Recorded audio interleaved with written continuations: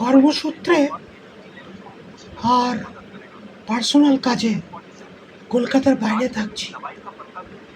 বহুত দিন কলকাতার বাইরে থাকি। ওই ভোটের সময় যাই ভোট দিতে।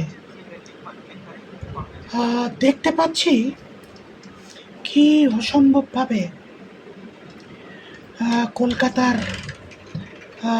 কলকাতাতে ভায়োলেন্স হচ্ছে। টিভিতে দেখছি যে বিজেপির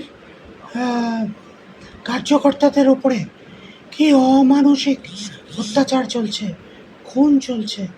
বিজেপির পার্টি অফিস ভাঙা হচ্ছে, যারা তৃণমূলের বিরোধিতা করছে তাদের প্রাণে মানে সব কিছুতেই মারা হচ্ছে। এই জঘন্য শাসক, তৃণমূলের শাসক, একটা হিংস্র শাসক উনি বর্তমানে। যদিও লোকে বলছে ইনি ভোটের মাধ্যমে, এখন ভোটের পরে ইনি আর থাকবেন না, তথাপি বলছি কি অমানসিক অত্যাচার চালাচ্ছে, মানুষকে হত্যা করছে, হিন্দুদের অমানসিকভাবে হত্যা করছে এবং হিন্দুদের মুসলমান তোষণ চলছে। হিন্দুদের দোকান ভাঙছে এবং হিন্দুদের হিন্দুদের যে কোনো কাজের জায়গায় অত্যাচার করছে। কী হচ্ছে পশ্চিমবাংলায়? কেন এই বদমাস, অমানসিক, হত্যাকারী, পাশবিক, অসুরিক শাসককে রেখে দিয়েছেন হিন্দু ভোটাররা? আপনাদের কি লজ্জা নেই? 1500 টাকার লোভে রেখে দিয়েছেন। আপনারা কি কাজ বাজ করেন না? আপনাদের কি কাজ করার ক্ষমতা নেই? 1500 টাকার লোভে অত্যাচার হচ্ছে। আর কদিন বাদে তৃণমূল যদি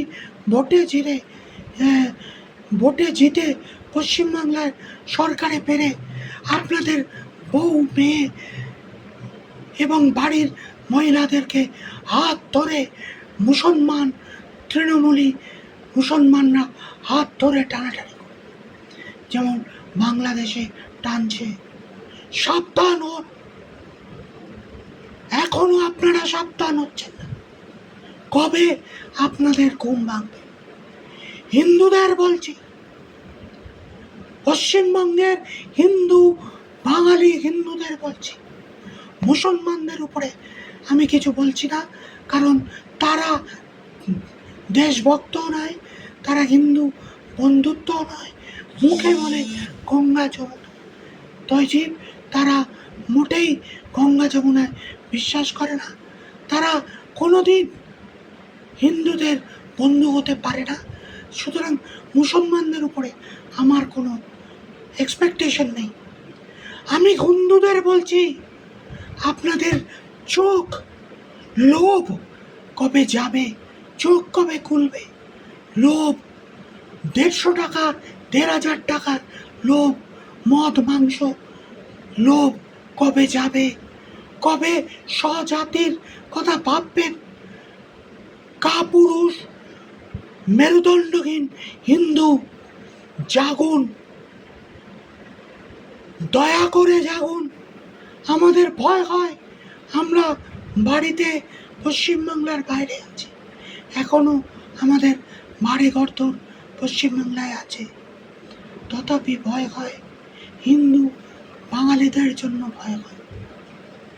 প্লিজ দয়া করে জাগুন, হিন্দুদের হয়ে এই মমতা কুশাসনের থেকে হিন্দু বাঙালিদের রক্ষা করুন। মমতা সরকার, তৃণমূল সরকারের বিরুদ্ধে ভোট দিয়ে বিজেপি শাসন নিয়ে আসুন। দেখি না 5 বছর কিভাবে হিন্দুদের বিজেপি রক্ষা করে। ধন্যবাদ।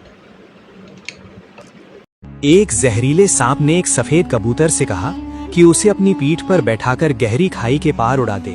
कबूतर डर गया कि कहीं सांप उसे काट न गए, इसलिए उसने बार बार मना कर दिया। सांप ने कसम खाई, अगर मैं तुम्हें काटूंगा तो मैं भी गिरकर मर जाऊंगा। कबूतर को ये तर्क सही लगा। उसने सांप को अपनी पीठ पर बैठने दिया और खाई के ऊपर उड़ने लगा। लेकिन जैसे ही वे खाई के बीच पहुंचे, सांप ने अचानक अपने जहरीले दांत कबूतर की गर्दन में गड़ा दिए। जहर फैलते ही कबूतर नीचे गिरने लगा। बेबस होकर उसने पूछा, तुमने ऐसा क्यों किया? सांप ने बेबसी से कहा, माफ करना, ये मेरी फितरत है। मनोविज्ञान में इसे स्वभाव निर्धारण का सिद्धांत कहा जा रहा है। सांप जानता था कि ऐसा करने से वो भी मर जाएगा, फिर भी वो अपने विनाशकारी स्वभाव को रोक नहीं पाया। ये ठीक वैसा ही है जैसे हम कुछ बुरे स्वभाव वाले लोगों को बदलने की कोशिश करते हैं। हमें लगता है कि हमारी अच्छाई उन्हें बदल देगी, लेकिन असल में हम उन्हें सिर्फ हमें चोट पहुंचाने का मौका दे देते हैं। इसलिए याद रखो, कभी भी किसी सांप को चूमने की कोशिश मत करो और किसी बुरे इंसान पर तरस खाकर उसे बचाने की कोशिश मत करो, चाहे उसकी बातें कितनी भी मीठी क्यों न लगे।